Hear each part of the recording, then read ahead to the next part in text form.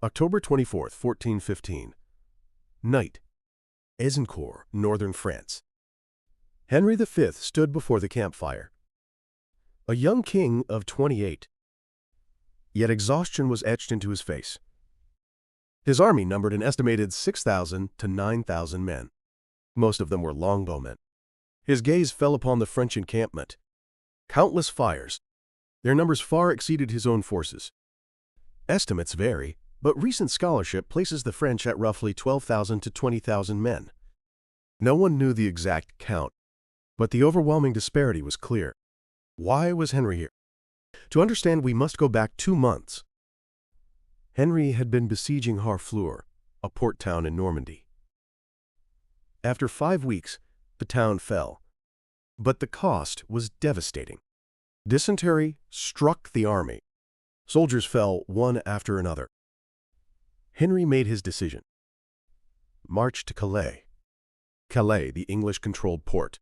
From there they would retreat to England, roughly 260 miles, about 420 kilometers. Henry's army set out from Harfleur toward Calais. Rain fell without end. The roads turned to mud.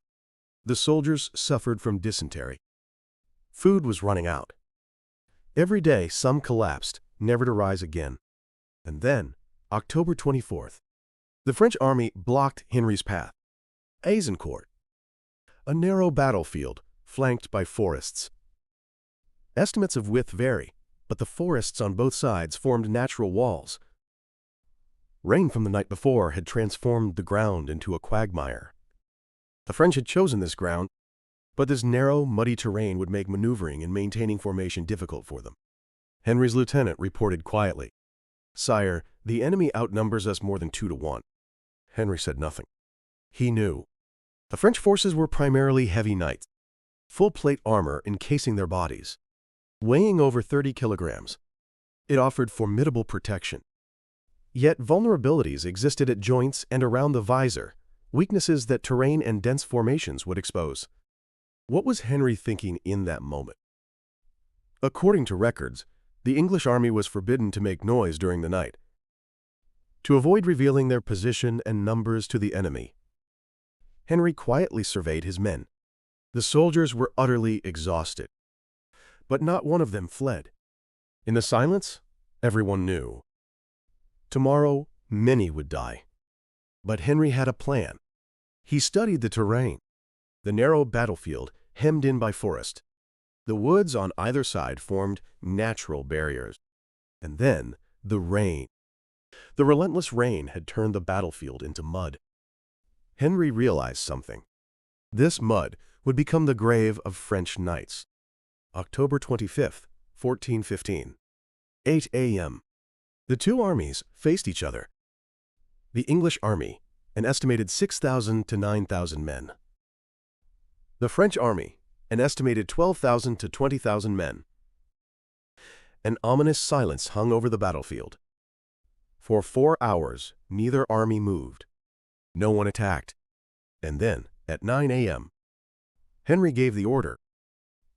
Advance. The longbowmen moved forward slowly. They carried wooden stakes. Stakes sharpened to points. Obstacles planted before the archers to obstruct cavalry charges. And then they entered effective range. Henry shouted, "Loose!" Thousands of arrows darkened the sky. The English longbow. Its maximum range reached 300 meters. Skilled archers could achieve high rates of fire, though range, fatigue, and combat conditions vary. It was a storm of arrows. The French responded. Cavalry on both flanks launched their charge. But then they realized the battlefield had become a quagmire. The horses' legs sank into the mud. And then the French main force moved. Thousands of armored knights. Many had dismounted. They would advance on foot. Knights in armor weighing over 30 kilograms trudged through the mud, and then the rain of arrows struck.